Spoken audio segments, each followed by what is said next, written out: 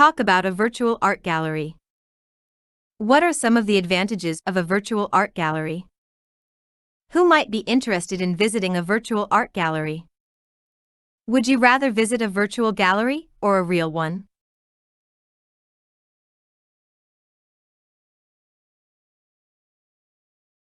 First of all, virtual art galleries can enrich students' learning. Students can visually see what they have learned and got a more accurate idea of an abstract concept. It can also offer savings in terms of reasonable costs because students can save time, money, and effort required when visiting physical exhibitions. Therefore, it is convenient for students to take a tour through the internet to a virtual art gallery. It would also be interesting to have such experience as it is so different from the real art gallery. As I have never experienced it before, I would try visiting the virtual gallery first and then decide whether it is better than a real one.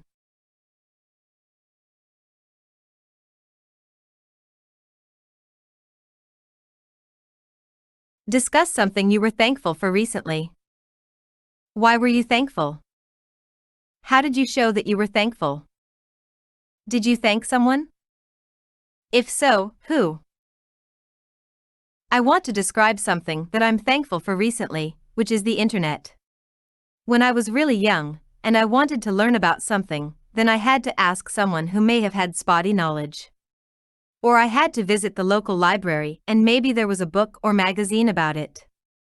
Things are so different now, and even though it is just a part of everyday life, it is still amazing.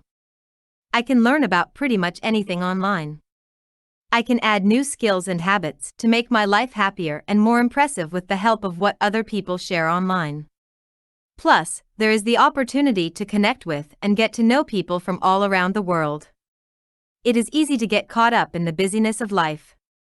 We often take things for granted and fail to notice and appreciate the abundance, and there is always something to be thankful for in our lives. Therefore, we need to appreciate the things around us, and my way to show thankfulness is to say thank you all the time. 187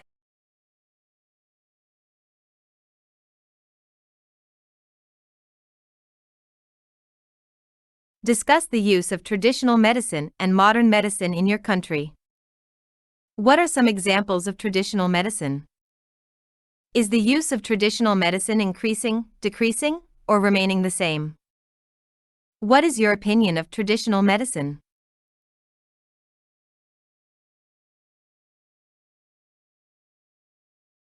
Traditional Chinese medicine is designed to help patients achieve and maintain health. Examples of traditional medicine are Chinese herbs and animal products. Due to the development of modern technology, the use of traditional medicine has been decreasing. Most people believe that modern medicine is more effective than traditional medicine.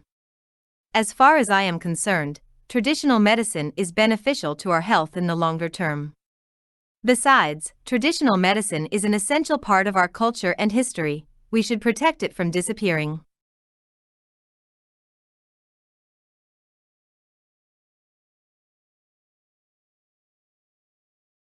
Talk about your favorite restaurant.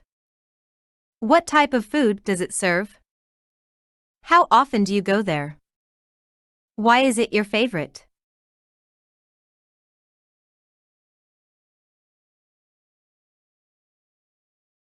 Black Sesame Kitchen is one of the most impressive restaurants in Beijing and serves mostly Asian foods which are of great taste. The most popular dishes served in the restaurant are pan-fried dumplings with seasonal filling, beef with Hangzhou peppers, Chongqing spicy chicken, and braised pork belly. The restaurant is my favorite for some reason. Firstly, I very much love the food served here. Secondly, the environment is brilliant, busy but not too noisy. The most important thing is that the staff are friendly and well-trained. Whenever a dish is served, one of the waitresses will introduce the name, ingredients, and cooking method of it. I go there pretty much twice a month. Describe how cities assist disabled citizens. What kinds of things can they do? What does your city do to assist disabled people?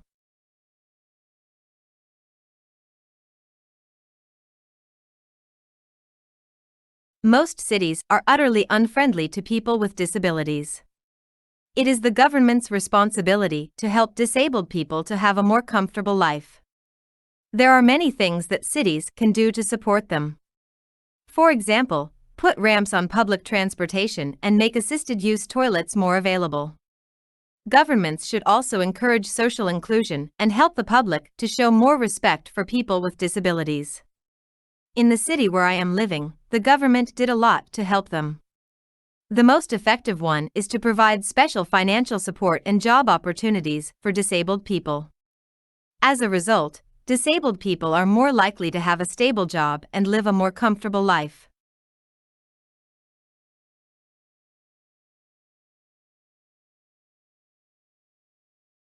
Talk about a goal or ambition you have. What is it? How long have you had this goal? How difficult will it be to fulfill it?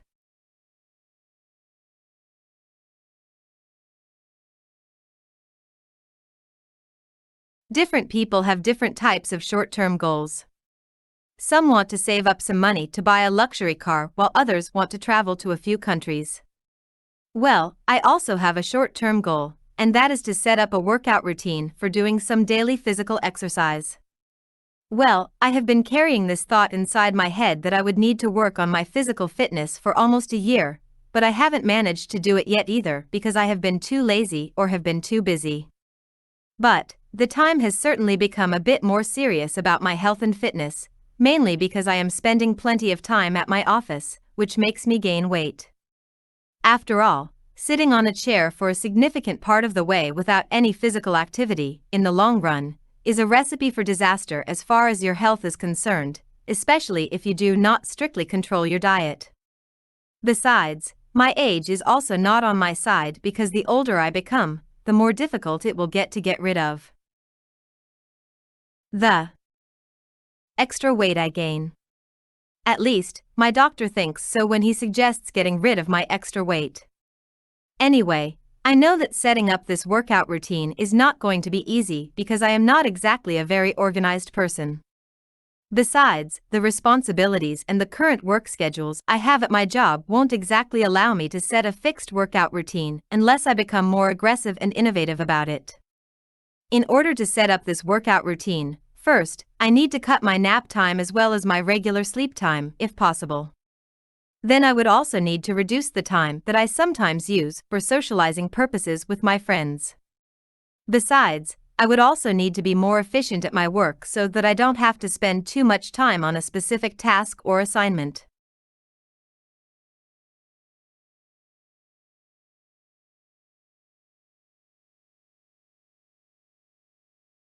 Discuss the causes and effects of a company relocating. Why might a company relocate? What can happen to the company's business?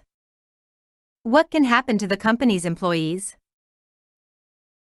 A company may relocate itself when it has to control its cost. If relocating the company can reduce the cost of rent, especially when the company is facing a crisis in managing its financial status, it will be most likely to relocate. Another reason might be that the company will increase its profits when relocating to the center of its target market. For example, a company may find its customer base mainly in a certain district of the city. Then relocating to this area is likely to increase its sales. A change in location can also lead to an opportunity that doesn't currently exist for the business. However, from the perspective of employees, they are more likely to travel a long distance to commute, so they may find it difficult to maintain a daily routine. It will cause certain problems among employees, but working from home is a good option when managers are experienced in managing such a form of working. Another option would be recruiting new employees from the local area. Still, it will cost too much, and other problems will arise. Say that new employees will take time to familiarize themselves and adapt to the company.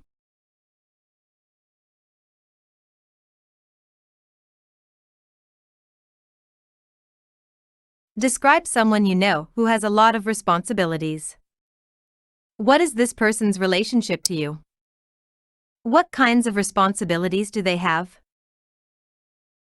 When it comes to a person I know who has a lot of responsibilities, I suppose that would my father.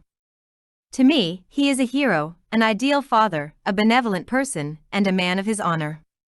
He is in his 50s now. My father assumes the responsibility of being both a qualified husband, father of 2 children, and the head and primary support of our family.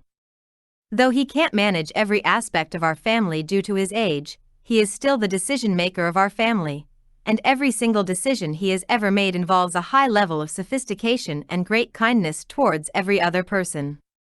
I remember him from my early childhood when he used to play chess with me. He taught me many things, including the value of responsibility, honesty, and punctuality. He told me some of the great adventures in his life through stories, and those stories are still inspiring for me. He is a person of his word. He would not talk much, but when he does, it carries unparalleled weights. He is a benevolent person, as I have seen him helping many people in our locality. We never take his love and care for granted. Instead, we very much appreciate all the things he has done for us.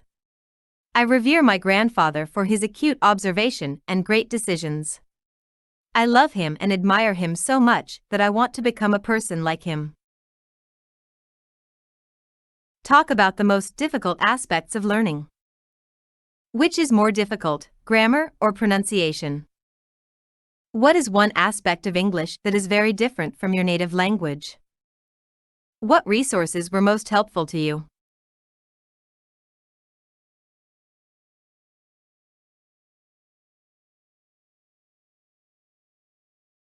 While learning English, it is pretty difficult to learn grammar rather than pronunciation because English grammar is very different from Chinese, which is my native language. It is not like Spanish and Italian or other European languages that are more similar to each other. Some may say English pronunciation is also very different from Chinese pronunciation, but I believe that listening and imitating how native English speakers say it can be helpful, and you don't have to sound exactly like a native speaker. Once my pronunciation does not hinder communication, I think I will be fine. As a result, learning grammar requires more attention to detail, especially when dealing with academic writing. For example, in Chinese, we put every adjective in front of a noun to describe it, while in English, adjectives can be a relative clause or other grammatical structures that can be put behind a noun. Therefore, it is very challenging when our first language interferes with the use of the second. Language. The most helpful resources would be a large amount of reading followed up by summarizing the reading and paraphrasing. Reading helps to make sure that I am exposed to all kinds of vocabulary and grammar regularly and gives me content knowledge, which I do not have to come up with when writing. This gives me a chance to focus more carefully on my language performance rather than struggling with what idea or content I am going to present. Later on, teachers may correct my mistakes or errors in my summary and paraphrasing, which could help me understand the grammar. I believe this is the best way for me to improve my grammar.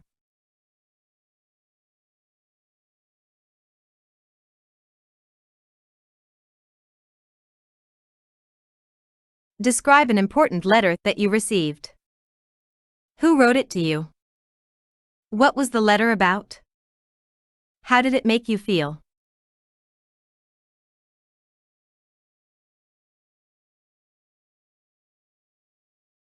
Though people mostly send emails nowadays for official and personal communication, the handwritten letter has their own importance as well. Today, I would like to talk about a handwritten letter that I received when I was 14 years old. This particular letter was written by my father, and I was so excited to receive it that I read it several times. The letter was about the scholarship result, and my father wrote to me to inform me that I got the scholarship. In his letter, he congratulated me and wrote that he was proud of me. I was staying at my uncle's place after the final and scholarship exam with my mother and brother. One day I found that a postman delivered a letter to my uncle. My uncle handed over me the letter as it was addressed to me. I found that it was written by my father. I read the letter quickly and was very excited to learn the news. I read it again and then informed my mother and relatives about it. My mother read it and congratulated me as well. As I was only 14 by then. The scholarship was very desiring for me. I could tell how delightful my father was by reading the letter, which made me even happier.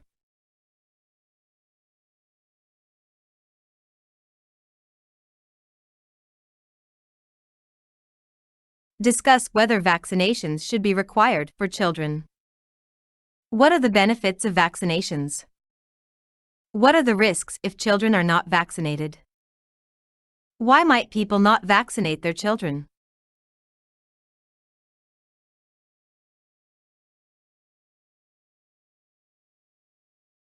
In my opinion, vaccinations are critically important for children to take due to the fact that they have not yet fully developed an immune system strong enough to protect themselves from various infections.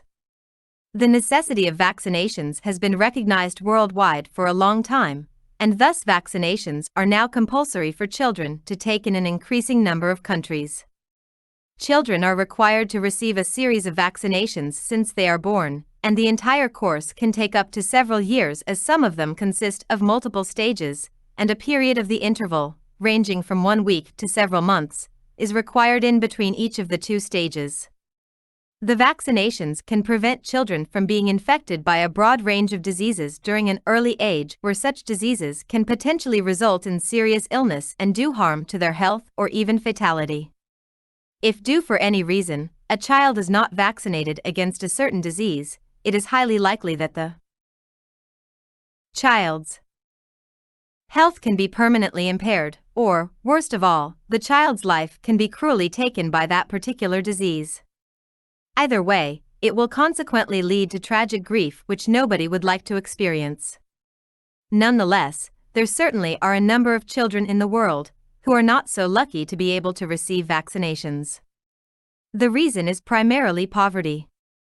Either the children's families are too poor to afford the vaccinations, or the countries they live in do not have the healthcare system to provide the vaccinations.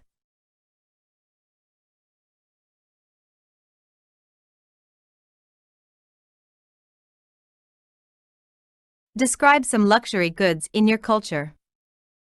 Which luxuries are the most highly desired in your country? Who enjoys these luxuries? If you were rich, what luxury goods would you buy?